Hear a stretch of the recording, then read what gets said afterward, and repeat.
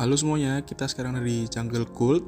Itu kita di Chocolate Factory. Akan lihat adalah biji kakao yang akan diolah sebagai makanan dan minuman.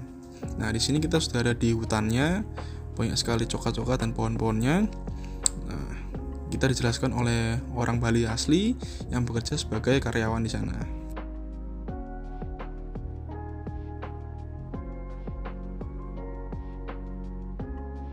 Di taman ini sudah terdapat perangkap serangga yaitu Hedge Biolestari untuk melindungi pohon dari serangan serangga yang sudah dilengkapi juga oleh nomor rek. Setelah dijelaskan, kita akan segera masuk dalam tempat kafenya dan juga kita sudah diperlihatkan beberapa mesin-mesin membuat coklat. Hari ini kita di Jungle Gold Bali. Kita mau lihat-lihat coklat dulu ya, sama nyoba-nyoba dulu.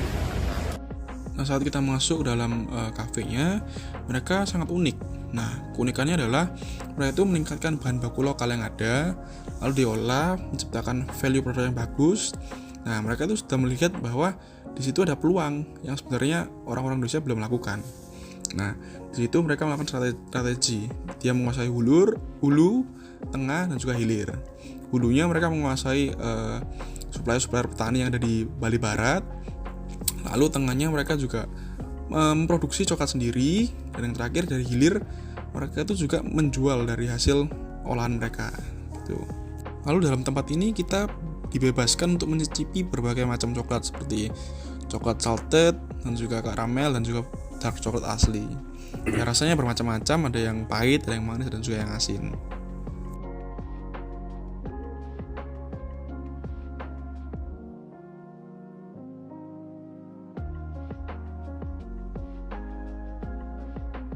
Saat sesi seminar, karyawannya menjelaskan bahwa mereka tuh pernah sebelum jadi Jungle Gold mereka menggunakan brand lain. Lalu entah kenapa mereka akhirnya berpindah menjadi Jungle Gold. Di sini kita melihat beberapa alat produksinya yang sudah terlihat modern dan juga bagus.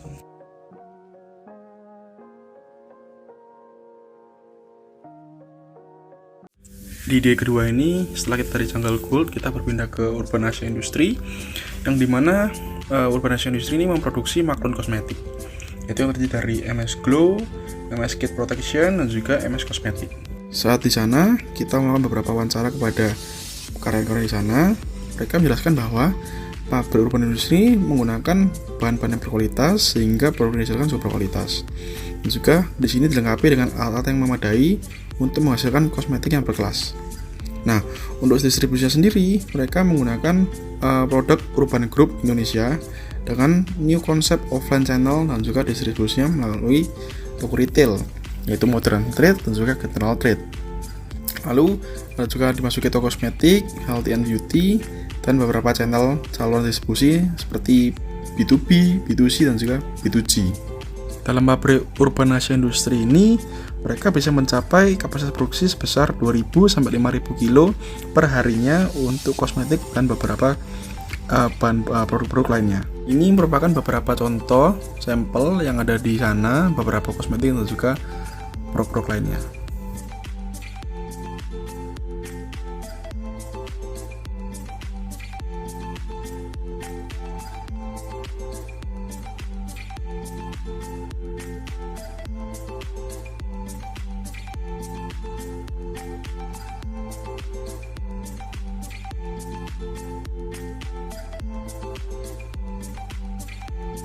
Setelah melewati proses produksi dan juga pengepakan, di sini kita melihat ada beberapa bahan baku yang ada dan juga karton-karton untuk membungkus beberapa kosmetik.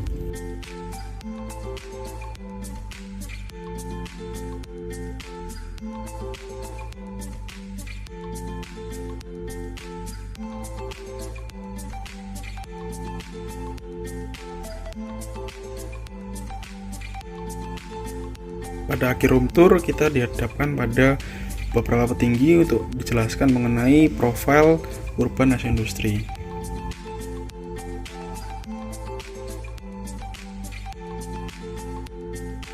Di hari ketiga ini, kita ke Basde Atanaya Bali.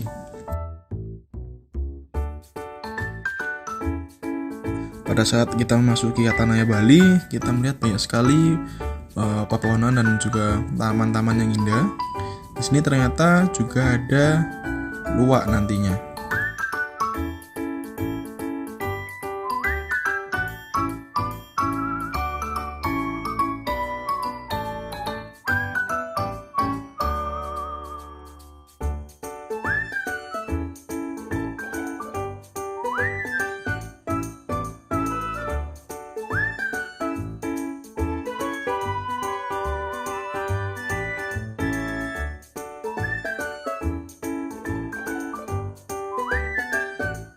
Nah, disinilah luwak itu dimasukkan di kandang.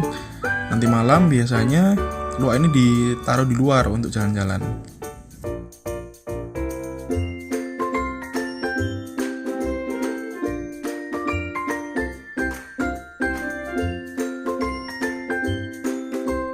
Nah, di sini kita melihat cara pengolahan kopi.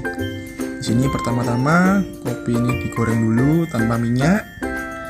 Lalu setelah ini nanti kita melihat adanya kopi yang ditumbuk hingga kecil-kecil lalu dimasukkan ke dalam bak ini. Jika tidak terlihat, proses pengolahan kopi ini masih menggunakan cara yang tradisional. Dengan tujuan datanya Bali ini mereka ingin menunjukkan ciri khasnya, yaitu kopi tradisional yang enak.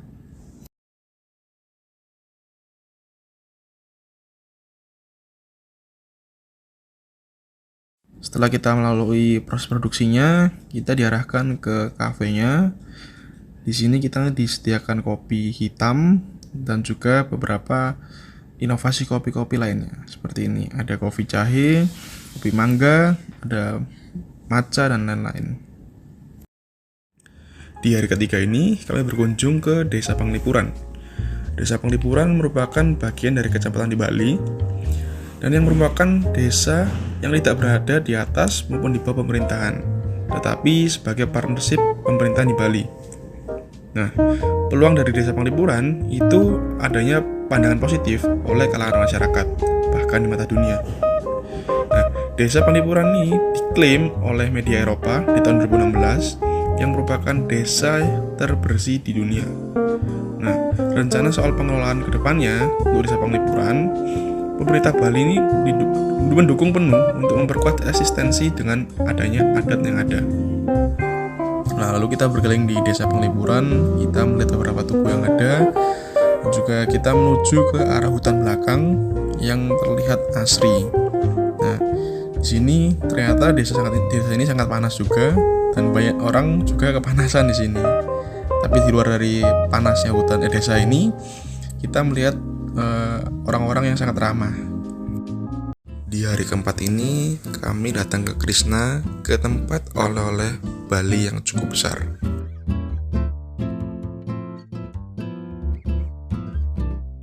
Saat kita masuk ke dalam Krishna, kita merasa bahwa tour atmosfernya cukup kuno dan terlihat lama.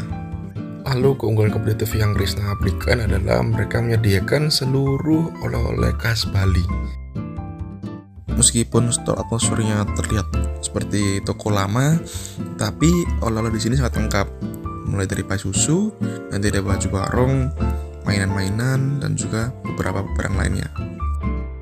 Menurut kami, kualitas produk yang Krishna sediakan itu ada di bagian menengah ke bawah dan juga menengah ke atas. Dan harganya juga bermacam-macam. Jadi ingin produk yang biasa aja dengan harga yang murah juga ada. Sedangkan ingin makanan yang premium di sini juga ada.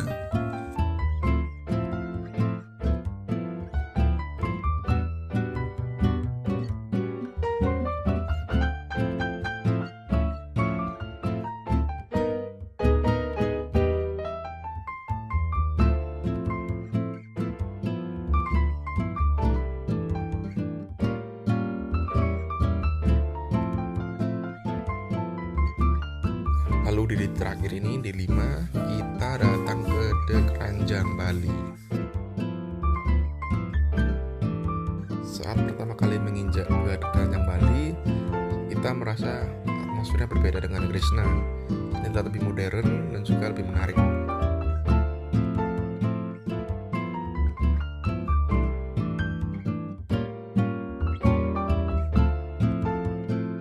Setelah satu yang membuat menarik adalah seperti adanya labirin-labirin kecil di sini.